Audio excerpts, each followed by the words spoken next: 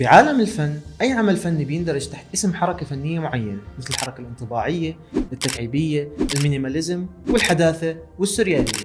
والتصميم الداخلي مثل باقي تخصصات الفن البصري بينتمي لبعض الحركات الفنية. بالتالي أي تصميم حتى يحمل قيمة فنية لازم نخليه يتبع طراز معين أو حركة فنية معينة، مع العلم إنه بإمكاننا نمتلك أسلوب خاص فينا، لكن بيحتاج لكم كبير من الخبرة والمهارة.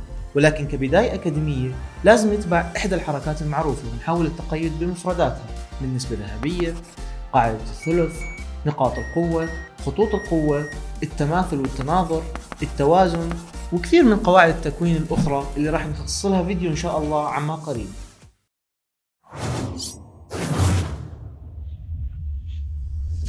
قبل ما نبدأ موضوعنا لليوم بنصحكم بمشاهدة برنامج انعرض بفترة التسعينيات بعنوان ديزاين رولز لمصمم داخلي بريطاني مشهور اسمه لورنس ليليم بوين، مكون من 6 حلقات: حلقة عن الفراغ والتخطيط، وحلقة عن اللون، حلقة عن الإضاءة، وكمان عنده حلقة عن الملامس والنقوش، وفي حلقة إضافية عن الشخصية، وبرجع بالحلقة الأخيرة بيحكي عن المساحة وبعض سبل معالجتها. بنصحكم تتابعوه، بلخص معظم مفاهيم التصميم الداخلي اللي حكيناها واللي راح نكمل فيديوهاتنا عنها. راح احط لكم رابط الفيديوهات في علامة الاي وفي صندوق الوصف. نرجع لموضوع الحلقة. خلينا نستعرض اشهر الحركات الفنية بالقرن العشرين والقرن الواحد وعشرين. ارت ديكو، هاي الحركة انتشرت بعشرينيات القرن الماضي، بتتميز بألوان ونقوش صارخة، زوايا حادة وتعاريج قوية، أزرقيات وأحمريات وبرتقالي. مودرنست من 1930 ل 1940، منحنيات، ألوان صريحة، أثاث بسيط وأنيق يخلو من النقوش إلى حد كبير ولا ينتمي لذوق واحد معين.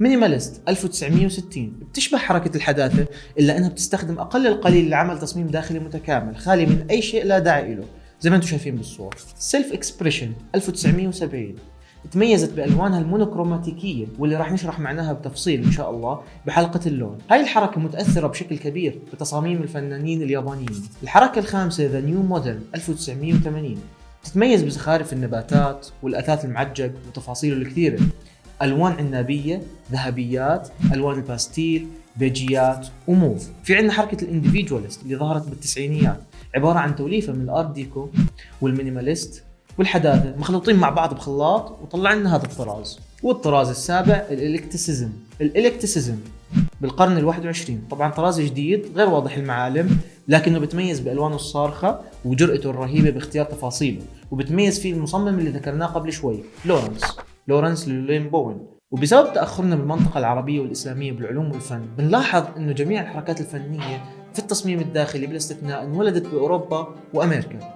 لذلك أنا راح أضيف حركة أنا بعشق تفاصيلها، وهي الطراز الإسلامي والغني بمفرداته من مشربيات، محاريب، قباب، زخارف هندسية ونباتية، بلاط القاشان، الزليج، المقرنصات، بلاط الموزايك الشامي المصقول، الخشب المعشق، والكثير من التفاصيل الثانية التي لا تعد ولا تحصى بجمالها. ومع تقدم التطور اللي بيصير وكمية الحركات الفنية الكبيرة اللي ظهرت واندماجها مع بعض، صار صعب شوي انه ننتقي قطع من طراز واحد لاختلاف الموردين والسوق، العرض والطلب، توافر المواد، الميزانية، مساحة الفراغ، وذوق العميل أول عن آخر.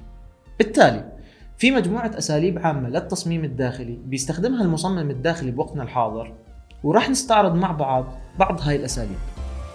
الفخم أو اللوكجري، كلاسيك أو الكلاسيك، الشابي شيك، الصناعي أو الاندستريال، الفيكتوري أو الفيكتوريان، الحديث المودرن، في عندنا الكونتمبراري المعاصر، في عندنا الاسكندنافي أو الاسكندنافيان، في عندنا بوهيميان، في عندنا العتيق أو المعتق أو الروستيك.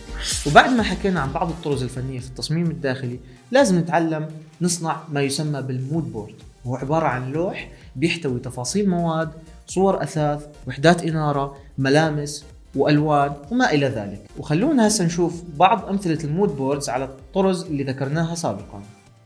مثلا هذا المود بورد بيمثل طراز الارت ديكو، هذا بيمثل المودرنست، وهذا الميد سنشري، وهذا السيلف اكسبريشن، وهذا نيو مودرن، وهذا انديفيدواليست، وهذا الكتيسيزم. بعد ما تعرفنا على الشكل العام للمود بورد، خلينا نجرب نجمع مود بورد خاص فينا وليكن على الطراز الإسلامي. أول خطوة بنختار الألوان. طبعا راح نحكي بالحلقات القادمة عن اللون بشكل تفصيلي أكثر، لكن راح أختار صورة وأستخرج منها الألوان. اخترت هاي الصورة من الأندلس، وهاي الألوان اللي استخرجتها منها. طبعا الموضوع عشوائي بامتياز، صورة عشوائية وألوان استخرجتها بحسب ما بفضل. حبيت أختار الأرضية رخام للفخامة، جدران باللون السكني مائل للأزرق، الكراسي ميد سنشري باللون الأخضر الزيتي، قوس إسلامي للمدخل مع زخارف هندسية، كنب أبيض بكسر اللون الأخضر الزيتي، طاولة من الخشب الثقيل عشان تعادل الوزن البصري، بضيف عليها الستايلينج الخاص فيها، صورة شرقية تحاكي الأسلوب، فانوس عملاق يكون البؤرة البصرية في المكان. برضو راح نحكي عن البؤرة البصرية بحلقة مخصصة عن التكوين. اللون البرتقالي ممكن استخدمه من بعض العناصر الصغيرة، سجادة باللون الأزرق لتجميع القطع مع بعض.